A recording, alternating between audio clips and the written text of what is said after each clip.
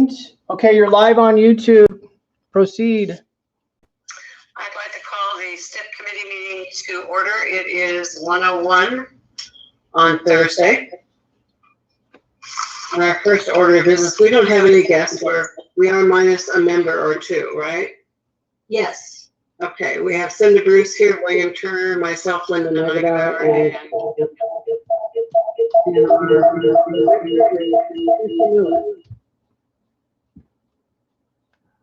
You're okay. Sorry about that. okay. So the first thing we need to do is approve the minutes of the January 7th meeting.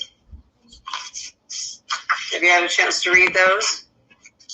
Yes, I have read the meeting minutes, and I move that we accept the minutes of the January 7th meeting.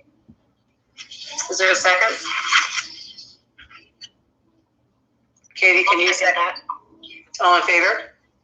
Aye. The meeting minutes are accepted. And now we'll go on to review the grant applications. There are 3 of them. And I think Cindy has some comments about those. I do. And Linda, may I just make a comment for the record before I do that? At our last meeting, I should have pointed out that our public meeting notice gave the public information on how to respond to, on how to give public input on the information that was shared before the meeting. This meeting also has the opportunity for public input. So I just want that a matter of public record that both the January 7th and January 14th meeting have both been open to input. And when this goes before the Board of Commissioners, that will give the community another opportunity for public comment. I want to be very transparent and just have it be a matter of record. So thank you, Linda, for allowing that. Anytime. I'm going to just give a little bit of information on the 3 projects that we're looking at here, and then you guys can ask questions or whatever conversation we need to have so that you feel comfortable either giving a fund or do not fund decision. So the first application is an LCOG application. That's Lane Council of Governments, and it is the Florence to Yachats Intercommunity Route. The application is for the continuation of this valuable service between Yachats and Florence. And the service provides a low-cost solution for riders, not only between the 2 communities, but also to connections with other communities at both ends of the route.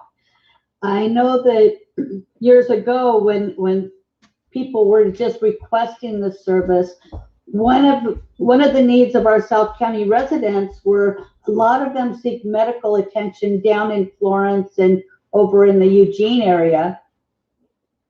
And they just wanted the option of, obtaining services here or there. And I'm sure there are a lot of other reasons people use this. I know that, potentially there could be a link to the airport in Eugene and other modes. I'm guessing probably Amtrak and other services. And I'm interested in seeing this particular project continue because I've had a little opportunity to really work with the providers of this service to make the coordination and other aspects more usable for the riders. And with the potential and the consideration of the Wallport City Circular and other services coming into play, I just really think we're building a good transportation network. So it's a very interesting one. I think it's a valuable service. The second project here, the second application, and there are two projects in this application. So also in the first LCOG application, we would not be committing any resources. Like, they're not asking for match funds or anything from Lincoln County. So this is like a no-cost enhancement to our services. The second application, there are two projects. The first one is for transit hubs in Lynn and Benton County. And this phase will just develop the required amenities needed for a transit hub. So it'll get things ready in a shovel-ready position so that as funding comes down, they'll be able to jump on it and say, we have a shovel-ready project ready to move forward on. And plus, it will also show some, it will also, in the meantime, serve as a hub, which actually our Costa Valley Express will also be able to utilize. It'll be a good hub over by OSU. There's a need to get people out of the weather over there, just like over here. We're struggling with those things as well. This is actually a needs assessment phase, and to get things moving, like I said, to the shovel ready phase. So there will be no construction in this phase. It's a needs assessment and consultants looking at things, getting costs together, and those type of things. And I have talked to my partners in both Lynn and Benton counties, and they're all excited about this project. So this is kind of a Lynn and Benton project. They're all on board on that, and to my knowledge, this would not be an ask from Lincoln County for any of our limited resources. The second portion of this application is for a regional transit coordination plan that would include 3 counties, Lincoln, Benton, and Lynn. So the COG proposes to look at all recent and current transportation system plans and transportation development plans to see if there are any gaps in services that can be filled. And I think that my response would be that Lincoln County just completed their transportation development plan in 2018. This plan is a 20-year long-range plan that is that's pretty healthy. Like we have enough projects in that to last us probably the 20 years. And when I think of a gap study, you know, the gap that Lincoln County would be involved in would be the gap between Lincoln County and Benton County, which, you know, we already service. So there would be an expectation of match money from Lincoln County. As you all know, you all propose a midday run in our Costa Valley Express. So we are moving towards meeting some of those gaps. And the fact is I feel pretty confident that I have a pretty good understanding of what the gaps are without putting out $100,000 and limited local resources to do. So I can't tell you guys how to vote on any of these things, but that's just my 2 cents for that one. So within those 2 projects, I see one that's really exciting to me, and another that I'm a little hesitant over. And then the final project is also from Oregon Cascade West Council of Governments. And this is for transit technology for the non-emergent medical transportation rides. Now, we all know that the ride line, the non-emergency medical rides, are so important for our low-income people. And they've been going for a while. So their software, it's outdated, it's malfunctioning. And they think that with new software, not only will some of those things improve, but also their services to the clients and the client's ability to work with them, get a hold of them. So that is definitely something that probably needs to be kept up on. And I don't really, Lincoln County Transit, we are not,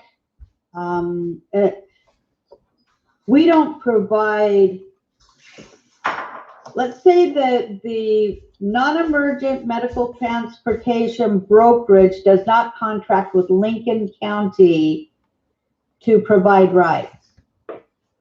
So if they have somebody over here who's able to take public transit, what they do is they just purchase passes from us, which makes it really cost effective for them. And they're not paying the fully allocated cost like when they contract with places. So it's definitely a regional need, the non-emergent medical transportation. I'm sure you all know how important that is for our folks who are eligible for it. What I concentrate on are the folks who fall through the cracks and are not eligible for this transportation. I do grants for medical access bus passes that acts as a safety net for those people who can't get on the system. So although I don't directly transport the folks out of the medical brokerage, they have my full support on that. It is really critical that those rights be provided. So if anybody has any questions, or I'd be happy to do my best to answer. I actually read through them, and the Yahats to Florence is extremely important to us. In fact, I was talking with one of the volunteers at Pick Up the Litter yesterday, and he asked what kinds of things we were talking about. And I shared that, and he says, oh, that Yahats to Florence is extremely important. He currently lives in Toledo, but he has lived in Walport. He was familiar with it. And I haven't talked to too many people because, you know, our communication is somewhat limited face-to-face with folks. Yes. You know, he and I talked about it more, and as we worked for how many years to get this established? Many. So that one is my number one. The gaps in service, when I read that, I thought, why should we pay for this? And I was thinking just what you said, Cinda. We spent last year doing our surveys, and we know where the populations are. Years. 2 We years. worked 2 years, Yeah. and we had over 500 responses I in know. our surveys, unheard of for a community our size. And when you shared all that information with us, I was blown away that we have that much information. Yes. So that one doesn't excite me. The hub improvements, it's a no-cost thing. Right. So that's not an issue. The medical ride software, I don't see a need for that either. But that's my opinion. How are you feeling? Bill, Katie, any comments?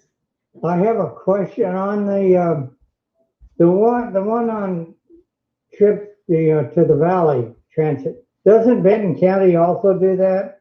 Yes, they do. Benton County also does that. Benton County and Lincoln County partner on that.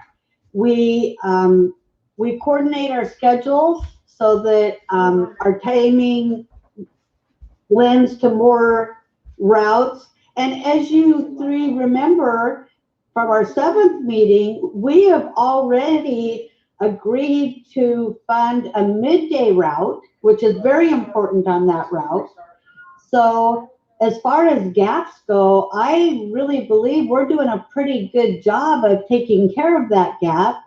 And with the exception of the Highway 20 corridor, I'm having a hard time thinking of any other places where the regional transportation, where Lincoln County would really be involved. Okay, good. I just wanted to clarify that. Okay. Yeah, I would agree with Linda's assessment of the 4 projects, with the distinction that I don't feel as though I understand the medical one sufficiently. Just a question. So they're asking for $24,000 from Lincoln County Transit STIF funds in order to move that project through. Am I reading that correctly? It asked for a local match $24,000, and that the grant amount would be $96,000. And then where would that funding come from? Oh. Well, if they're asking for $24,000 from Lincoln County for match funds on a $100,000 grant, they're asking basically Lincoln County Transit to cover the match, and I would definitely frown on that. Because I'm not sure where those funds would come from. They would like us to pay for them with STIF funds, but I think we've done a really good job of allocating our STIF funds. And like I said, we are not directly involved in the non-emergent medical transportation. There are providers that they contract with, including some transit programs. Lincoln County Transit does not provide any of these rides, so I would be hesitant to pay that kind of match on a project that really I'm not involved with. I would agree with that. Okay. Yeah, I'm not sure if I'm reading it correctly. It was just on page 7. It says match sources. Maybe they got it from another source. I didn't know if they were requesting that of us, or if they're just wanting us to sign off and say, we think this is important, but no funding is needed from Lincoln County. So I can find that out, and I think that might make a difference in the way that you folks want to vote on that. I will talk to their regional transit coordinator and get some specifics so that we don't make a bad call on that, or a call that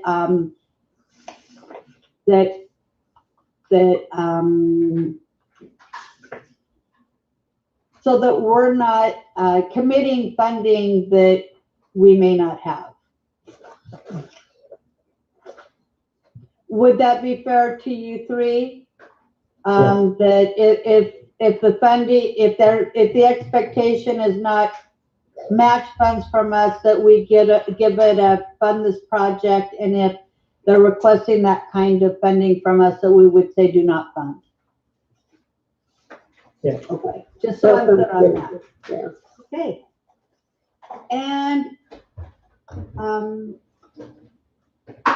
before so those are the 3 things. Did anybody else want to talk about, or excuse me, there are actually 4 projects in 3 applications. Did anybody else have any input on those? And I do want to make it a matter of record that I've received no emails for the January 7th or January 14th meeting on any of these topics. Can we look at the last page, the one that Katie was looking at, to talk about the match rate calculations? Because we have 3 of those. And we said that only one of these proposals required money from us, Mhm. but I'm not sure if that's how this reads. Okay. I'm looking,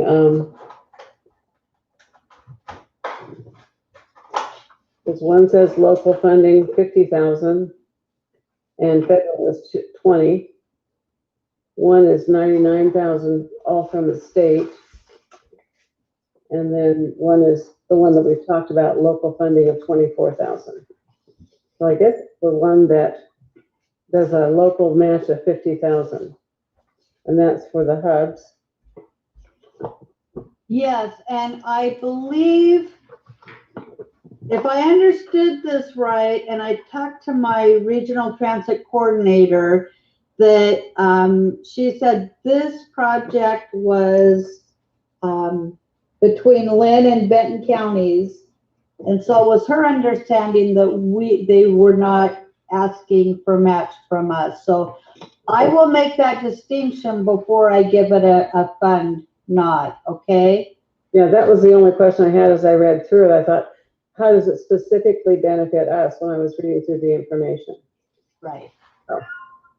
So I will clarify that before we give it a fund designation. Okay. So what is our next thing we need to do, Cinda?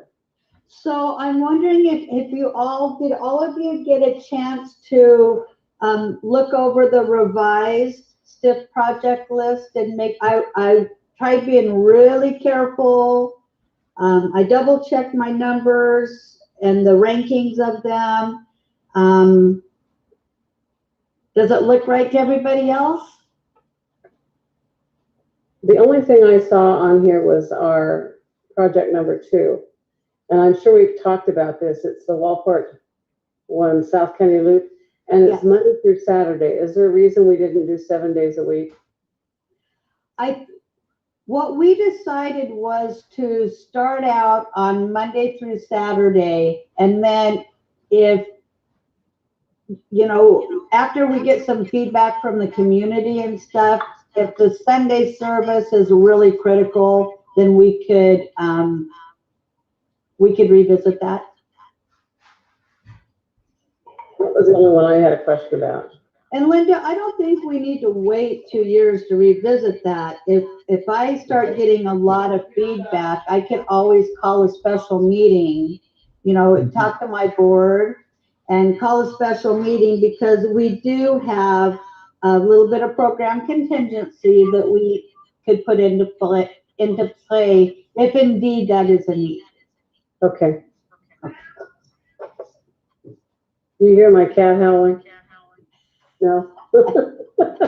So one thing about this South County loop, because we studied that some down here, it does intend that it will go by the clinic, it'll go by South Lincoln Resources and Food Share into schools.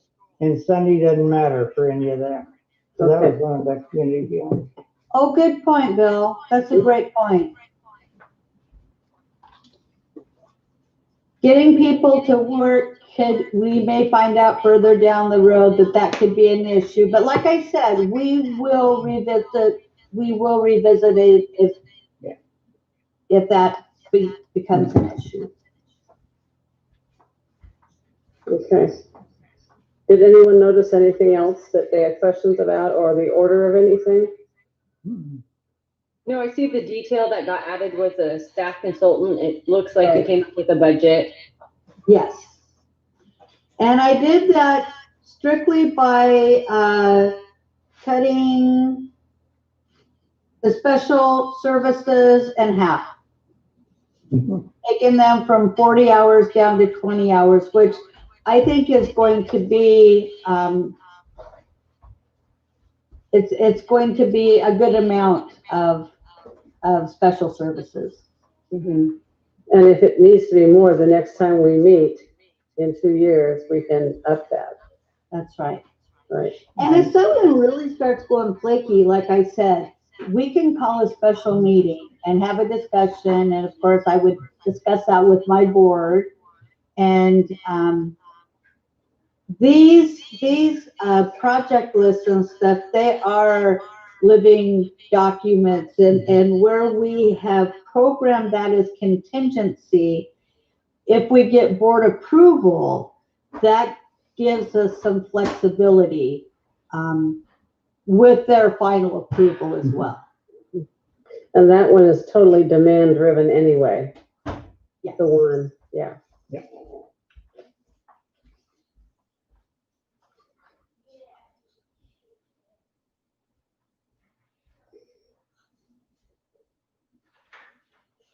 So any other discussion on that? Okay, so we need to adopt our projects, is that correct? Our prioritized projects? We don't prioritize the projects. These are just fund, don't fund. I have to fill out another application for the state on these. And what I have, I want to go over what I have to make sure that I understand completely. With the Florence to Yachats intercommunity route, that was a pretty strong go. Yeah. With the Cascade West Council of Governments, 2 projects and 1 application, the hubs and the regional coordination plan. The regional coordination plan is do not fund because we really don't feel like we need a gap study done at this time. That's correct. And the other portion, the transit hubs in Lynn and Benton County, would depend on whether there was a local match expectation. If there's a local match expectation, you would have me give a do not fund. And if there is no local match expectation, we would want to support that project. And then the final project, the transit technology for the non-emergent medical transportation rights, is the same. We all feel that it's a very important need for our community, but we also know that Lincoln County Transit doesn't provide this transportation, and that if the project is finding match elsewhere besides Lincoln County, we would like to fund this, but if the expectation that Lincoln County would share in the match, then it would be a do not fund. Yes. Is that correct? Mm-hmm. So do we go ahead and just make a motion that we authorize, or we suggest we approve each of those? We discussed that depending on the outcomes, as we've discussed, we will choose to fund or not fund each project individually. Okay, that sounds good. Okay, I so move that. If I don't have to restate it, I understand it. Yeah, I think I heard the wording kind of tripped me up. I think it's that we would support the moving forward of those 3 projects contingent upon Lincoln County not having to provide any funding towards those 3 projects. Is that correct? That's correct. That's what I understand. Okay, great. So with that clarification, is that a good motion, Katie? Yeah, I'll make that motion. I think Bill made the motion, is that correct? So Katie, can you second? Okay, I can second that. Mm-hmm. Okay, all in favor? Aye. Aye. So we've approved that. Do we need to say that we are turning down or not supporting the application that requested funding? The gap study, Yep. that's what I heard. Okay. We don't need a motion then? It might be good to have a motion for the minutes. Could you make that motion, Katie? Sure. I'll make the motion that we would like to deny funding from Lincoln County for the project of determining gaps. Second. All in favor? Aye. Aye. So we've approve that motion. Any others that we should make for clarification, or are we clear? Are we clear enough? I think we are. So then our list of projects, do we approve that list as to the way they're ordered? Or is it just, we approved them last meeting? Do we clarify that this is this project list? I wanted you to see the project list and just make sure that, that I reflect what was decided in the January 7th meeting. And I'm pretty sure I tried to take some time to make sure I was really accurate on it.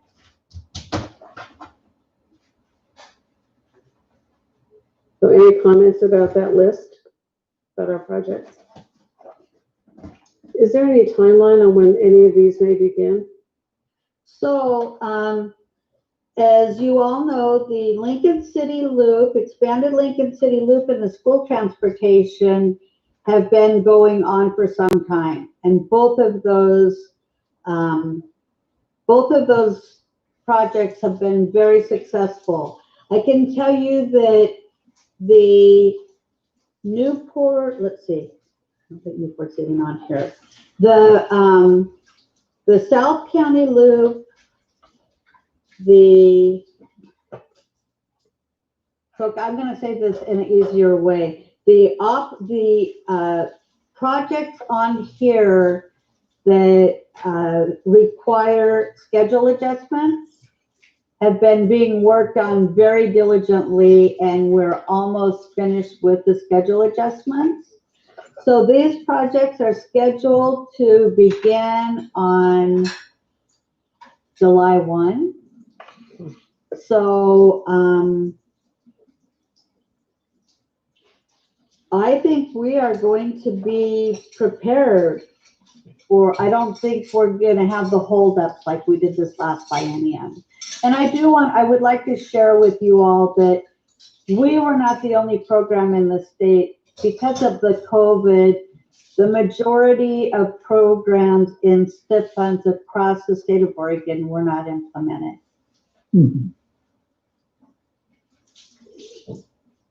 Cindy, on the item 5, the staff / consultant, whatever. Now, once you get through the county commissioners, can you move ahead on that, or do you have to wait till? Yes, Katie, Commissioner Jacobson has been very supportive about marketing for our program, which you said would include recruiting drivers to come up with some, maybe some out of the box ideas for those. I put staff / consultant because, like the project implementation, once we move ahead and can get all those projects implemented, like I see a portion of that position, or maybe they're different positions being completed. So that's not something that I want to keep on in the budget just to be there. And I know that my board would support that. But there are some ongoing marketing and recruiting things that I see as ongoing. So I will be having that discussion with my board, and they will help me determine the best way to move forward with that. But I want to think of different scenarios so that there's options for us to discuss. And I have a great board. I have Commissioner Hunt, who's very fiscally responsible, so I have to watch my dollars. And then, they all have their strengths, and together they're a great team. So I'll want to put this together so that it's palatable to at least 2 out of the 3. No, so it's palatable to all of them. I was teasing. One of the things I was going to ask you about this was that if this person might be able to figure out a little way how to measure this so that we can maybe think we almost got it right. You know, and because you had said, well, we could always, you might have a special meeting to make adjustments to it. But we need probably would need some kind of data to make very much of an adjustment. So I would like to see if there's some way that there's some way to have some feeling for how well these projects are going before we start changing them. Okay, I think that's fair. Yeah. So looking at our first project, low income fair, is there a projected date when that might start? There are some details that I will want to talk to my board about, because there's a couple different options that I'm looking at. But I know that all three of you understand that my ridership is probably 98 to 99% use our system because they have no other way to get around. We do have choice riders. I may be stating that a little high, but most of our riders ride because they have to, and because they're low income, because they're transit disadvantaged. And for our dial-a-rides and just one city to one city transportation, that's pretty affordable for most people. But if you get people coming from Lincoln City to Newport or South County to Newport for a job, say 5 days a week or even 4 days a week, that's a lot of money for a probably pretty close to minimum wage worker. Right. So I want to make it so that people who really have the need to use our transit on a regular basis, that we're not costing them out of their basic needs. And by people getting to work, you know, that improves economic development. It improves funding that comes into our county. There are a lot of domino effects that come from that. So what I really am looking at is a monthly pass. I think a monthly pass really is our answer to this. Yeah. Right now, people can purchase $41 passes for $30. And that's a 25% savings. And on the face, that sounds pretty reasonable. Unless you're going from Otis or Rose Lodge into Newport, which is, I think it's $4 each way. So that's $8 for a round trip. And you figure that times 5, that's $40 a week. That's $160 a month. Who can afford to work? For those type of people, we need something like a $20 monthly pass that's going to get them to, and like I said, it builds on the community. It helps in so many other arenas. With public transit, we're highly subsidized, but we touch so many different industries and areas and medical, and that, you know, we really need to consider that with our fare structure and the services we provide. So will there be an application system for people to get that $20 or whatever the amount is of the fare? Or can anybody buy it? I would think it would be open to the public. Okay. I have to tell you, Linda, we really, if we have folks that ride our system that are not low income, they are so few and far between that it wouldn't pay to have an eligibility process. That would take a lot of time and money and resources itself. Well, that's good to have on the record in our minutes too. So if anybody looks back, we already agreed to the fact that it needs to be open to everybody. Yes. And are we looking at a $20 a month? Well, I haven't come up with a, you know, I'm looking at some of my partners in the connector, and that's kind of what they're doing. That doesn't mean that has to be exactly what we do. I would like to talk to my board and see how they feel about that, because in the end, it's my board who accepts or rejects all this, and so I need to make sure they're comfortable with it.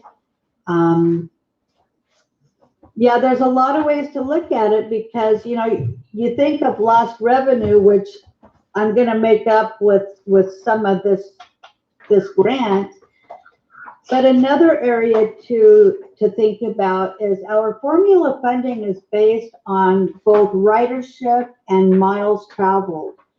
So if we lower our fare structure and our ridership increases substantially, that also increases our formula funding, which makes the gap in reducing the fares even less. Good.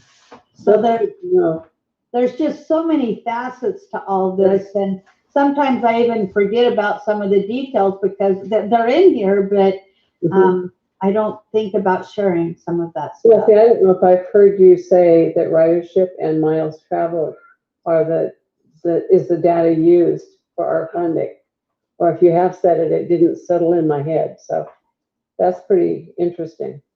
Mm-hmm. Could I also bring up for marketing, if that's going to go towards translation of the brochures and materials into Spanish, and that could also open up a larger ridership for people speaking Spanish, knowing how to access at a deeper level transit services. Absolutely. Katie, Commissioner Jacobson and I have already had this conversation, and she is so supportive of getting those resources out to our Latina community. And it's been before the wildfire, it's been partway in between the COVID. There have been so many barriers and roadblocks, and I apologize. And you know what? I do not like making excuses, but the fact is that those things have slowed down a lot of progress. But that was one of the main concerns that Commissioner Jacobson had, was that that those communities have access to the information they need to utilize our services. Also, I'm required to have a Title VI civil rights plan that I must update every 3 years. That's just one of many, many requirements. Within that document is a limited English proficiency section. So, translated materials is something that I need to have. Like at one point we had them, and then we changed our materials and did not get those translations redone. So I'm really behind the ball to get those done as soon as possible. I need to be in compliance. I need to have that information available to our community, and that section of our population is very important to us, and our services are important to them. So yes, absolutely. That is one of the top priorities of that marketing.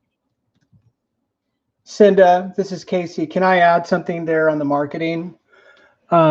Just a good thing to remember is that the website does have a translation tool.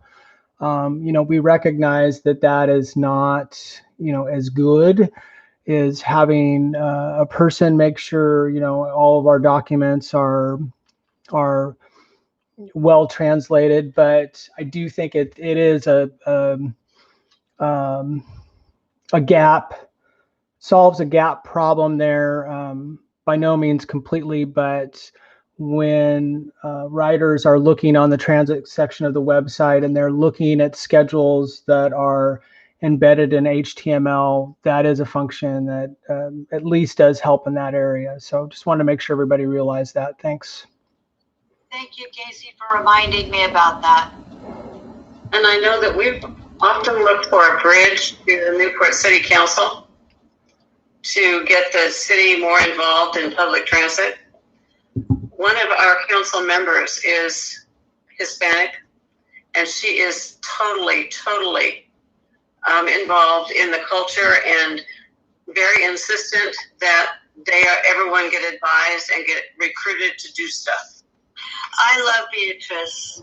Yeah. So, and another thing is when we were having this conversation, Commissioner Jacobson and I, it was with a committee on diversity on these type issues. And one of the issues at the time was the COVID had started. This just rung a bell. One of the issues at that time, because some of the committee members are going to try to assist me in getting someone who can do a good job for us, was that almost all folks in the community that have the ability to help with translation are being utilized in COVID tracing and getting all of every time the information comes down, it has to be retranslated. And I mean, there's just so many things going on. But they are very willing to help me. So as soon as one of them puts their head up to breathe, I'll try to grab them. Good. Yeah, and we've contracted with an individual to do translation for us.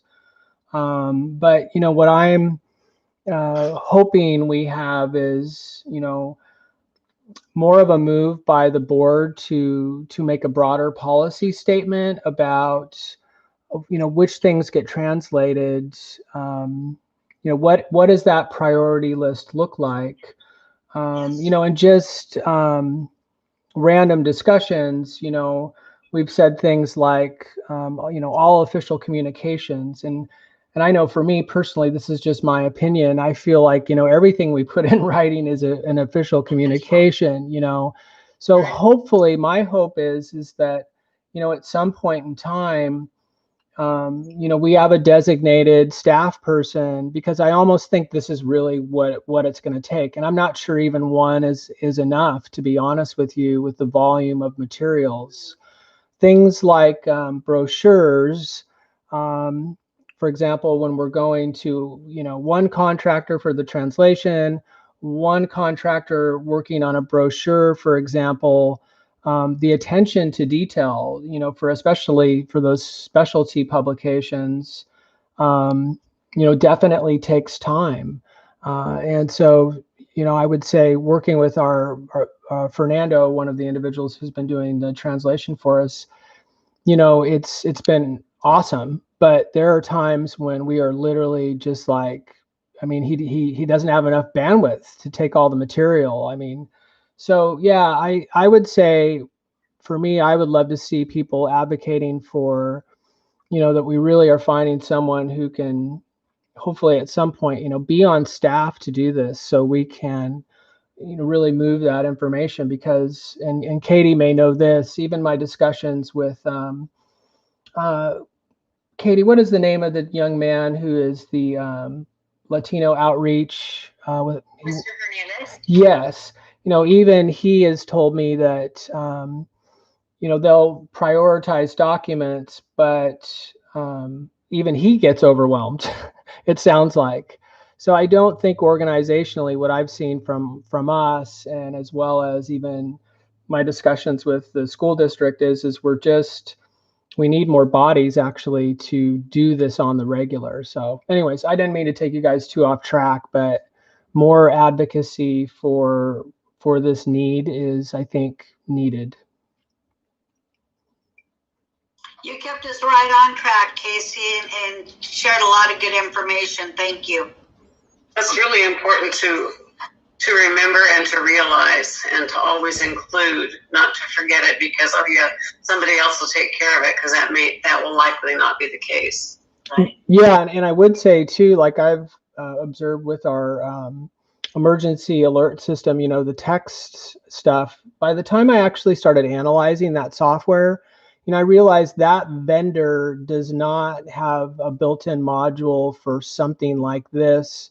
For those alerts, for example, that need to go, say, for evacuations, currently with our current setup, we would literally need someone who was very agile at translating right there at that moment, right? Because there is no time for delay. There's no wait 10 minutes. I mean, of course, if that's what it has to be, you would do that. But I think that our commitment to this as a priority, really needs to manifest itself in that we've got, designated people who are on top of all the critical areas. So I think we got more work to do there, and that's just my opinion. But hopefully it'll change that way. It's going to cost dollars, but if we're committed to this, I think that's what it's going to take.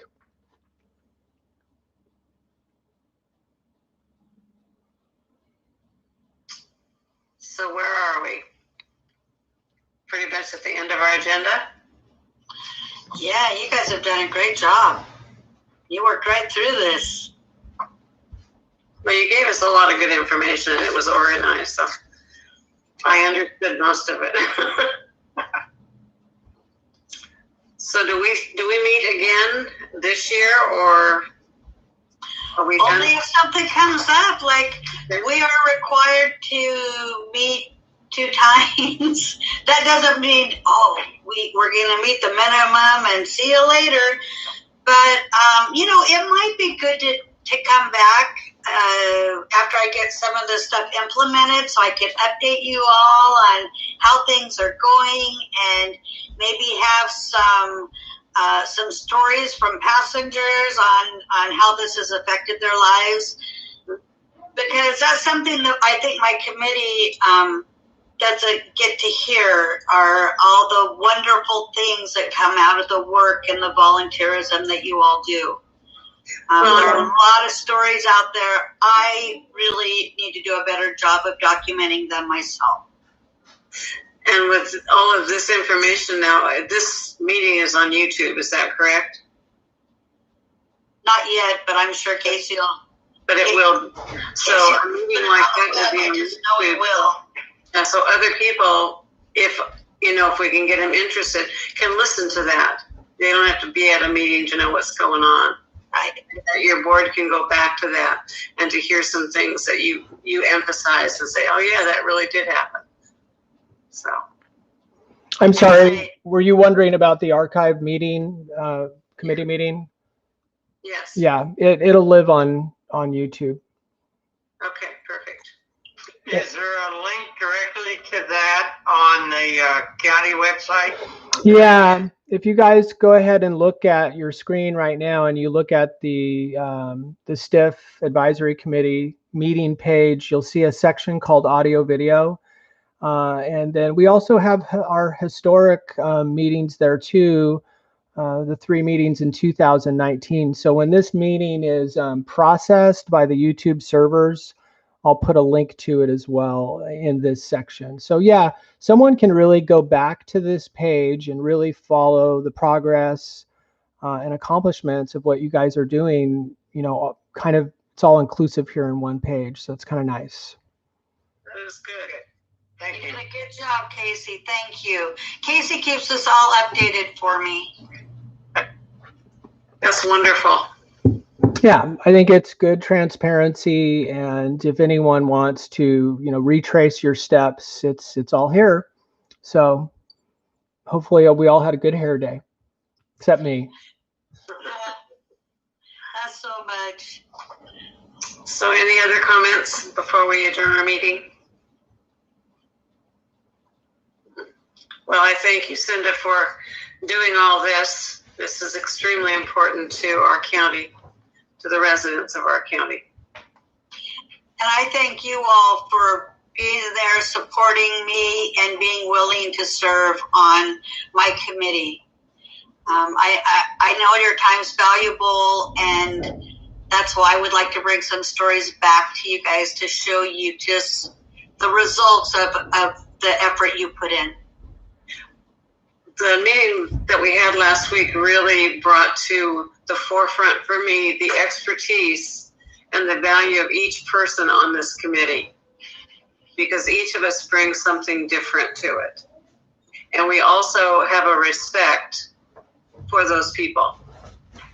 So, you know, it's a really good committee, and people say, oh, you're going to another meeting, but that's boring. No. I like these meetings. They are good. I feel so fortunate to have the caliber of people on my committee that I do. And I can't thank you all enough for what you bring. It's been really nice. So we'll meet again hopefully before the end of the year. Almost makes me want to choke up. I'm telling you, like. It's true though. It is. It is.